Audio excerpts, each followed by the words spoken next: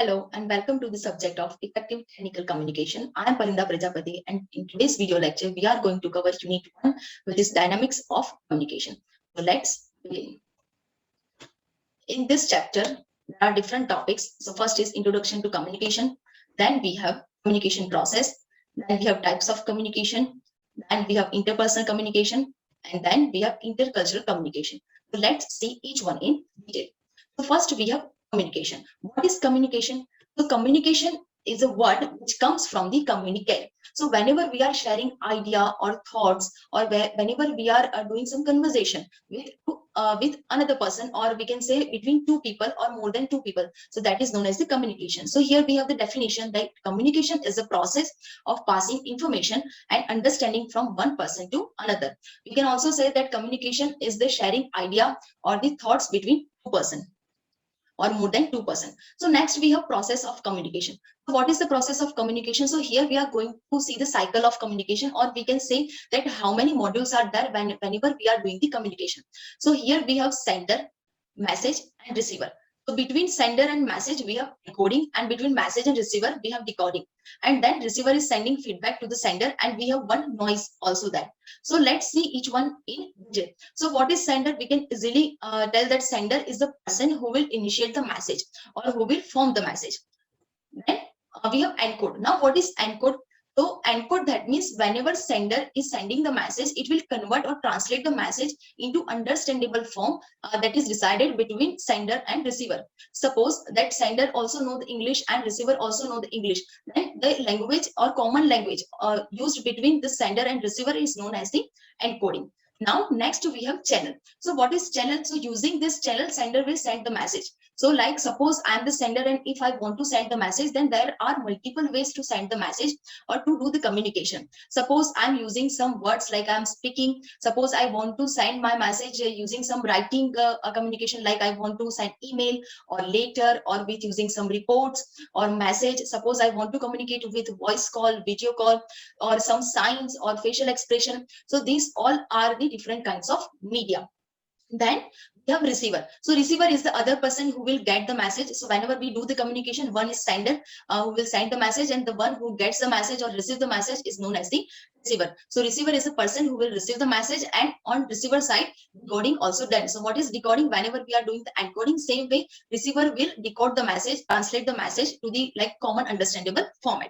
Then we have feedback. After getting the message from the sender, receiver will send the response to the sender. So if we are getting the response from the receiver, then it is known as the feedback. But in some case, if we are not getting the feedback, then we can say that our communication cycle is not complete. So whenever we are getting the feedback or response from the receiver, then and then only we can say that our communication is complete. And next is noise. So what is noise? Sometimes happens that there is some interference between the sender or receiver, or we can say in the channel.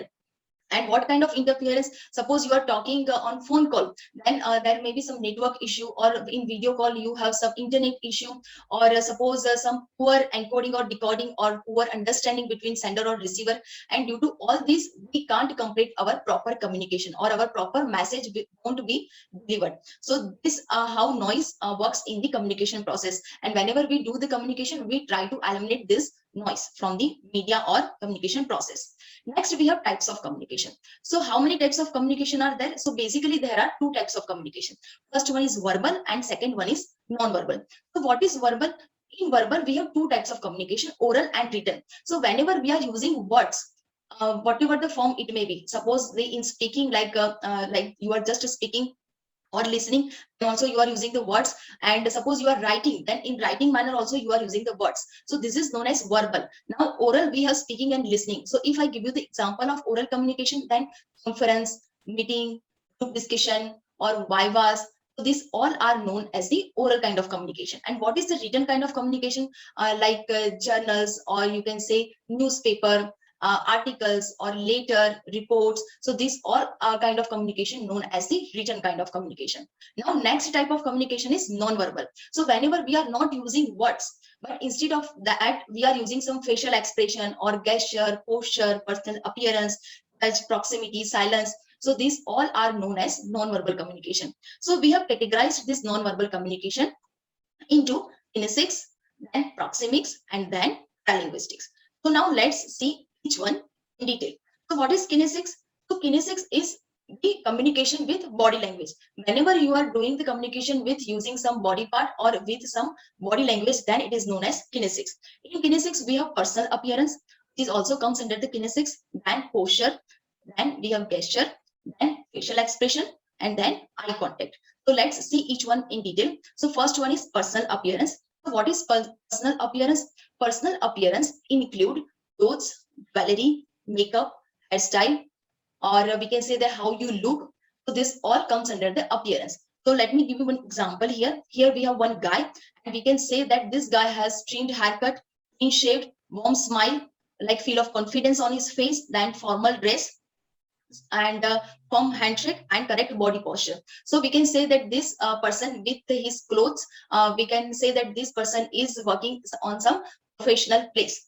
So if you are going at party, or suppose second scenario is if you are going for the interview, at both place like party and interview, you don't wear the same clothes and you don't have the same kind of hairstyle. So that is known as the power of appearance. At interview, you can't wear the clothes of party, and at the party, you can't wear the formal dress. So this is known as the power of appearance. So the way you look and the way you wear your clothes or jewelry or makeup, so that is known as the appearance. And based on appearance, your impression comes to the mind of other people. Now, next is posture. Posture, that means how you sit or stand, and based on that, it is reflecting your personality.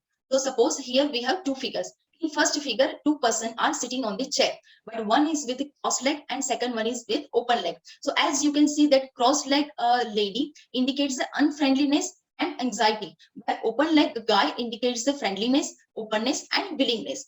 And we have second figure where the standing. So how to stand is shown in the figure, like in left one, whenever we are lean or our back is lean, then it is the wrong posture. So how to stand, we have on right side, we have right posture to stand. This is how we should stand or sit. Then we have gesture. Whenever we are doing some movements with our hand, then it is known as the gesture. There are some kind of good gesture and bad gesture. As we can see that here in figure, we have different kind of signs with our hand. Like you can say with up thumb, you can say like, or you can also show the dislike with your hands. You can say victory also. You can make heart or like yo sign, and some questionary sign. So there are multiple signs or multiple movements you can do with your hands. Suppose you are opening door for someone, then it is known as the good gesture. Some like someone after completing someone's performance, if you are clapping, it is known as the good gesture. Suppose someone is talking to you and you are busy with your mobile and you are not listening him properly, then it is known as the bad gesture. So this how gesture works, and due to gesture of yours, your personality reveals. Then we have facial expression. Face in our body is the most talkative part. So we can see in the figure that using face, you can show your emotion, like if you are happy or if you are confused or if you are sad, excitement, anger or surprise, all these emotions, we are able to show these all emotions with using our face. And if I give you the practical example, then in some social sites also we are using emojis, different kind of emojis. And that's why we can say that only human has this ability to show all kind of expression with just face. So facial expression also matter whenever you are doing the communication. It is not necessary that you use words, or not necessary that appearance matter, but just using face also, or just seeing face, you can directly communicate to each other. If you want to see, if you want to show the anger, then also you can show your anger. If you want to show happiness to someone, then also you can show your happiness without saying any word. Then we have eye contact.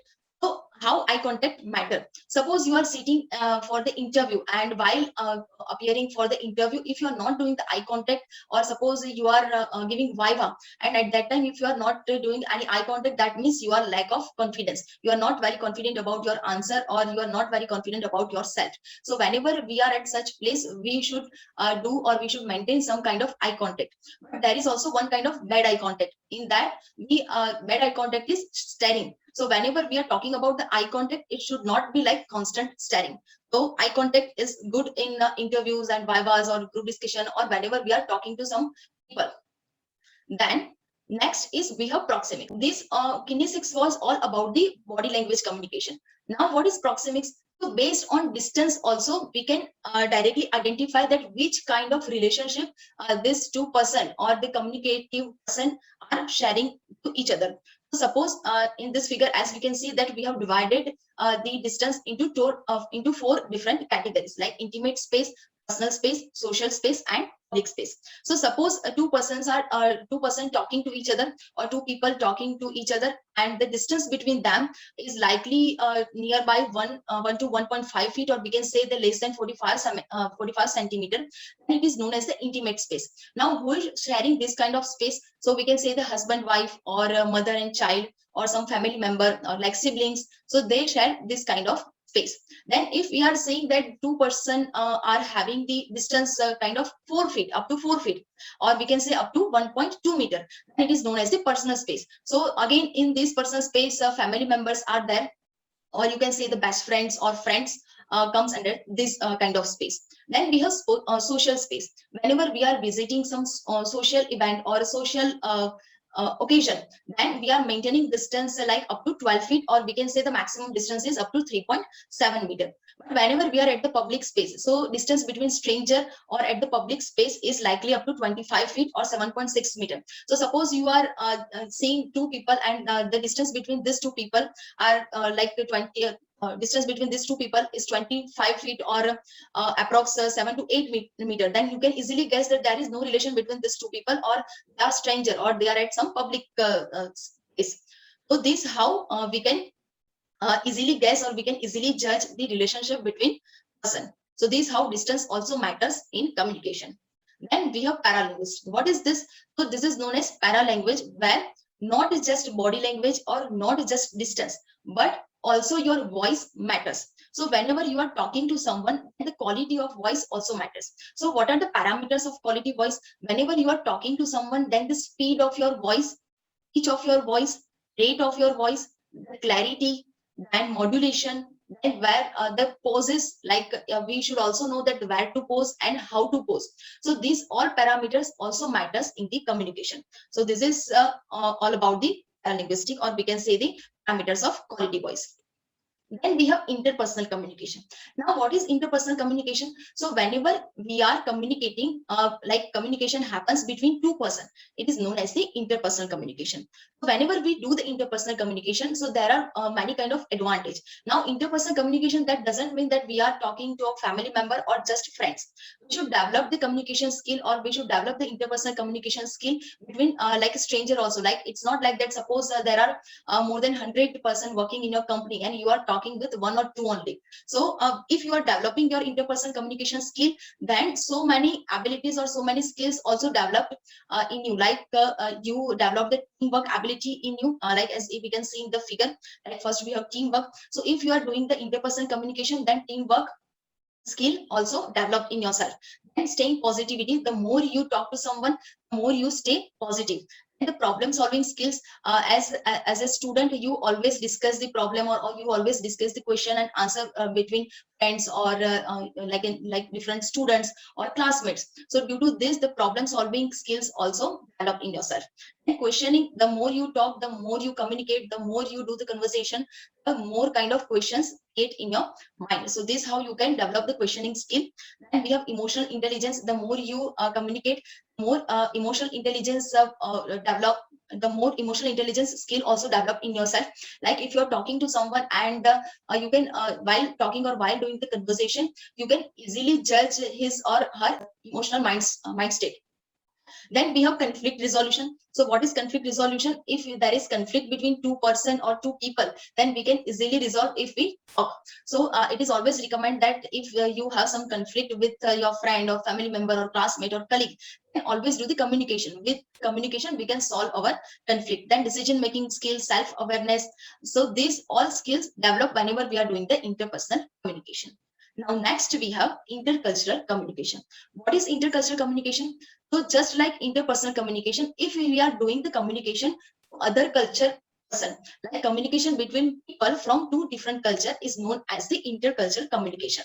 So whenever we are doing intercultural communication, importance of intercultural communication is that we also develop the same kind of skills like we develop in interpersonal communication.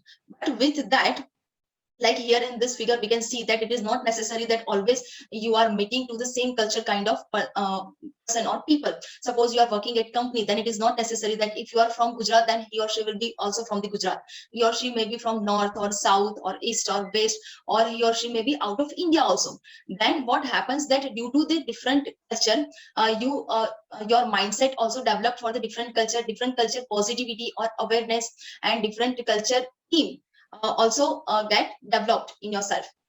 But there are some challenges whenever we are doing the intercultural communication, as the different culture have different themes, different mindset, different time orientation, and different thinking process. So here in this figure, we can see that we have one boardroom meeting, and where one board person is saying that, okay, so we have our decision, and we have different culture people here.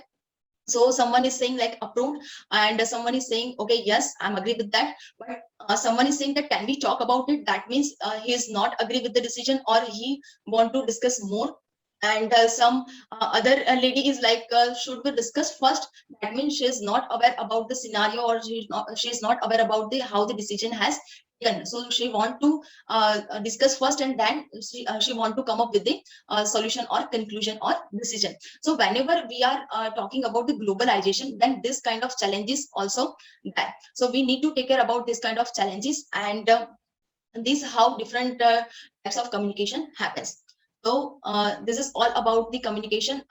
Till now we have seen the communication process and different types of communication, and in upcoming chapter we will see the different kind of technical writing or technical speaking, etc. Thank you so much.